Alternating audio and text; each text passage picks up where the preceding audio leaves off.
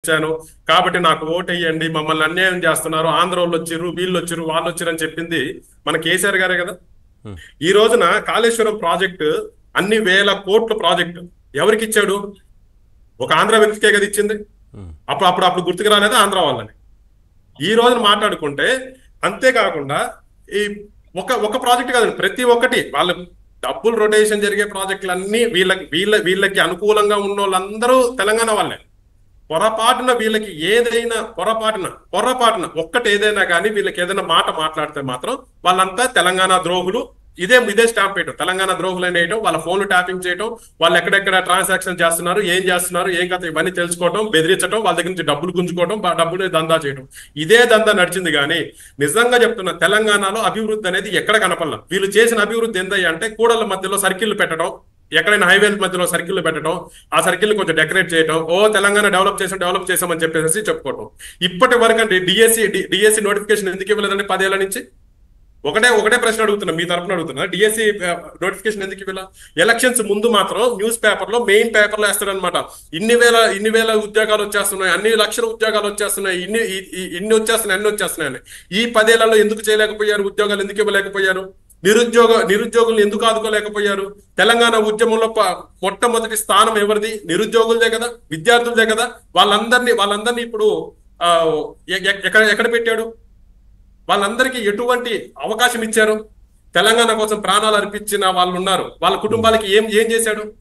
ఒక్కటి పబ్లిక్ లోకి వచ్చి ఒక్కసారి చెప్పండి. పబ్లిక్ లోకి వచ్చి ఒక్కసారి అది చెప్పే ధైర్యం లేదు. నెక్స్ట్ ఇంకోటి, ఇప్పుడు పబ్లిక్ లో తిరిగే ధైర్యం కూడా లేదండి వాళ్ళకి. ఇప్పుడు వాళ్ళ కూతుర్ని అరెస్ట్ చేశారు, 3 నెలలు అయిపోయింది, 3 నెలలు పూర్తి అయిపోయింది. ఏం చేశారు వీళ్ళు? నిజంగా నేను కడిగిన ముత్యంలా బయటకు వస్తా అంటున్నారు. కరెక్టే, మేము కూడా యాక్సెప్ట్ చేస్తామండి. మీరు కడిగిన ముత్యంలాగే బయటకు రావాలా? ఎందుకంటే మీరు అన్యాయం చేయలేదు అంటున్నారు కదా. మేము ఎప్పుడు మా బాబు గారిని అరెస్ట్ చేస్తే, అక్రమంగా అరెస్ట్ చేసినప్పుడు మీరు సానుకూలంగా స్పందించాల్సింది పోనిచ్చి, మీరు ఎక్లీగా నవ్వులు వస్తున్నాయి, ఏం అరెస్ట్ చేస్తారు, చట్టం దాని పని చేసుకుంటూ పోతుందని చెప్పి మాట్లాడే మాటలు మేము మాట్లాడడం. మాకు అది ఆ సంస్కృతి మాకు మా బాబు గారు నేర్పించలేదు. కాబట్టి మీ కూతురు ఎవరైతే ఉన్నారో వాళ్ళు కూడా కడిగిన ముత్యంలాగే బయటికి రావాలని మేము కోరుకుంటున్నాము. ఆమె అరెస్ట్ చేసినందుకు మేము కూడా సానుభూతి తెలియజేస్తాం. కానీ ఇప్పటి వరకు ఒకవేళ ఆమె నిజంగానే ఎక్కడ తప్పు చేయకపోయిండుంటే 3 నెలలు ఏం చేస్తున్నారు మీరు? 3 నెలలు ఏం చేస్తున్నారు మీరు? 3 నెలల నుంచి మీకేం తెలియట్లేదా? అంతేకాకుండా అదొకటే కదండి, తెలంగాణలో ఏది పట్టుకున్నా అన్యాయం, అక్రమం, డబ్బులు దందా ఒకటే, ఇంకా వేరేది ఏమి లేదు. డబ్బులు దందా ఒకటే. అదిగో అక్కడ 100 ఎకరాల ల్యాండ్ రేట్లు పెంచేయటం, అదిగో అక్కడ 100 ఎకరాలు అయిందా, ఎకరా 100 కోట్లు అని చెప్పుకోవటం. ఎకరా 100 కోట్లు ఎవరు కొనుక్కుంటున్నారండి? రైతు బంధు ఎవరికి ఇస్తున్నారండి?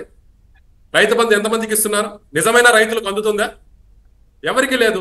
వీళ్ళ స్వార్థం కోసం, వీళ్ళ స్వార్థ రాజకీయాల కోసం, వీళ్ళ మంత్రుల్ని వీళ్ళని నిలబెట్టుకోవడం కోసం, వాళ్ళ యొక్క అనుచర గణాన్ని ఇంకా తినండి అని చెప్పి పెంచుకోవడం కోసం తప్ప, ఇక్కడ మనకి తెలంగాణని అభివృద్ధి చేసింది కానీ, తెలంగాణ తరఫున వాళ్ళు పోరాడింది కానీ ఏమీ లేదండి. కాబట్టి ప్రజలు అందరూ గమనించారు, అందుకే సరైన బుద్ధి చెప్పారు. వాళ్ళని 39 సీట్లకే కూర్చోబెట్టారు ఇప్పుడు.